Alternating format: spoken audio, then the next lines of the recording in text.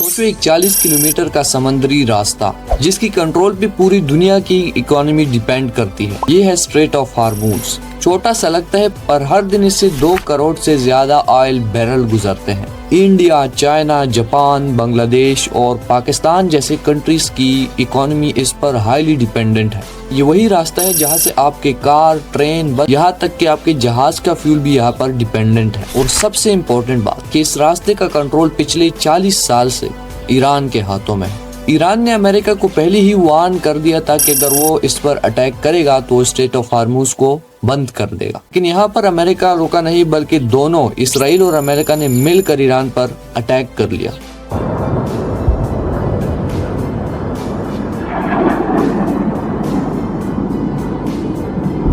और supreme leader Ayatollah Ali खamenei को शहीद कर लिया। हजरत आयतुल्लाह उज़्मा सैयद अली हुसैनी खामेनेई در راه سربلندی حرم جمهوری اسلامی ایران شهد شهید گوارای شهادت را نوشیدند। इस एक्ट पर ईरान को इतना गुस्सा आया कि उन्होंने countries like Saudi Arabia, UAE, Qatar, Kuwait में अमेरिका के बेसिस को टारगेट करना स्टार्ट कर लिया। और उसके साथ साथ इसने स्ट्रेट ऑफ हार्मूज जिससे दुनिया का 20% ऑयल गुजरता है वो उसको भी बंद कर लिया।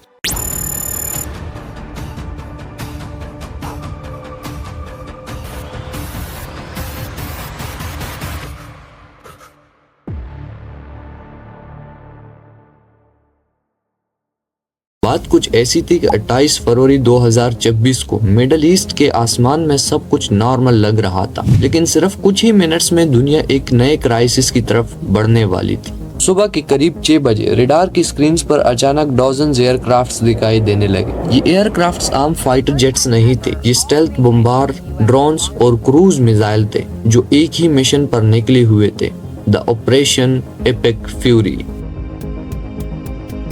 यूनाइटेड स्टेट्स और इसराइल ने मिलकर ईरान की मिलिट्री और न्यूक्लियर साइट्स पर एक मैसिव कोऑर्डिनेटेड स्ट्राइक्स लॉन्च किया। कुछ ही घंटों में तेहरान, अस्फहान और दूसरे स्ट्रेटेजिक एरियाज में एक्सप्लोजन की आवाजें गूंजने लगी। सबसे शॉकिंग खबर तब आई जब रिपोर्ट्स ने बताया कि ईरान की सुप्रीम लीडर आयतुल्लाह अली खamenei भी इन स्ट्राइक्स में मारे गए हैं। ये सिर्फ एक मिलिट्री अटैक नहीं था, बल्कि ईरान की लीडरशिप पर डायरेक्ट स्ट्राइक थी।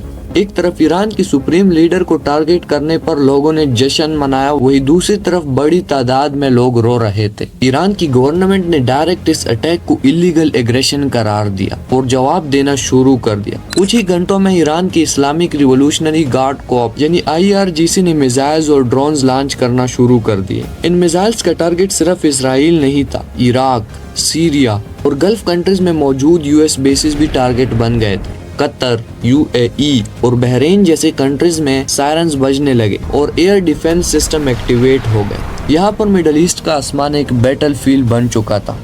जो radar system in gulf countries के डिफेंस के लिए लगाए गए थे, उसी रेडार सिस्टम को भी टारगेट किया गया और साथ के साथ अमेरिका के 5 F-15 जेट्स को भी निशाना बनाया गया। लेकिन असली टेंशन अभी बाकी थी। ईरान ने पहले ही USA को वार्निंग दी थी कि अगर उस पर किसी भी तरह का स्ट्राइक हुआ तो स्ट्रेट ऑफ हार्मज को ब्लॉक कर देंगे। एग्जैक्टली वही हुआ। जंग की 2-3 दिन बाद ईरान ने स्ट्रेट ऑफ हार्मज को बंद कर लिया। ये वही नैरो वाटरवे है जहाँ से दुनिया का तकरीबन 20% ऑयल टैंकर्स गुजरते हैं। अगर ये राउट बंद हो जाता तो सिर्फ मिडिल ईस्ट ही नहीं बल्कि पूरी दुनिया की इकोनॉमी पर असर पड़ता। एग्जैक्टली ऐसा ही हुआ। एनर्जी एक्सपर्ट ने इसे मॉडर्न हिस्ट्री का सबसे बड़ा ऑयल सप्लाई शॉक बताया।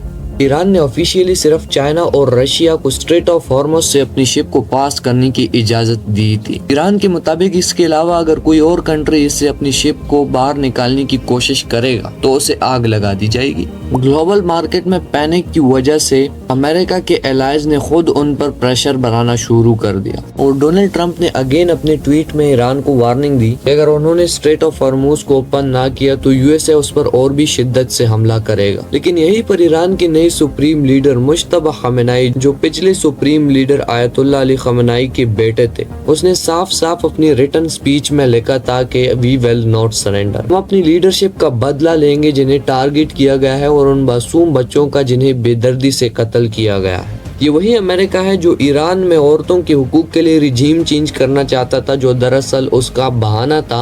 अब खुद इसी यूएसए ने एक गर्ल्स कॉलेज को टमाहॉक मिसाइल के जरिए से टारगेट किया। इसके बाद डोनाल्ड ट्रंप पर जैसे जैसे प्रेशर इंक्रीज होता गया, उसने ईरान के ऑयल रिफाइनरीज और इंफ्रास्ट्रक्चर को टारगेट करना स्टार्ट कर दिया। इसके जवाब में ईरान ने उसको वार्निंग दी कि अगर दोबारा मेरे इंफ्रास्ट्रक्चर या फिर ऑयल के स्टोरेज पर हमला किया गया तो वो सारे गल्फ कंट्रीज में ऑयल और वाटर के इंफ्रास्ट्रक्चर को टारगेट करेंगे। जो अमेरिका इस ऑपरेशन को भी वेनेजुएला की तरह समझ रहा था कि हम डायरेक्ट इसमें रिजीम चेंज कर लेंगे, अब खुद यहाँ पर बुरी तरह फंस चुका है। इसीलिए वो बार बार अपने ट्वीट्स में अपने एलाइज से मदद मांग रहा है, यहाँ तक कि वो अपने दुश्मन से मदद मांगने पर मजबूर हो चुका है। उसने चाइना से भी हेल्प मांगी है। ये सारी बातें आपको दिखाती है कि जंग रोकना अब अमेरिका के हाथ में है ही नहीं। अब जरा सोचे कि कितनी शर्मिंदगी की बात होगी कि एक सुपर पावर को उससे कई दर्जे कमजोर मुल्क इस जंग को बंद करने के लिए अपने शराइत पेश कर रहा है कि अगर आप मेरी ये शर्त मानेंगे तब मैं जंग बंद करूंगा, otherwise we will continue the war. अब देखते हैं कि कैसे ये अमेरिका अपने आप को इस जंग से बाहर निकालता है और इस सारी सिचुएशन को हैंडल करता है।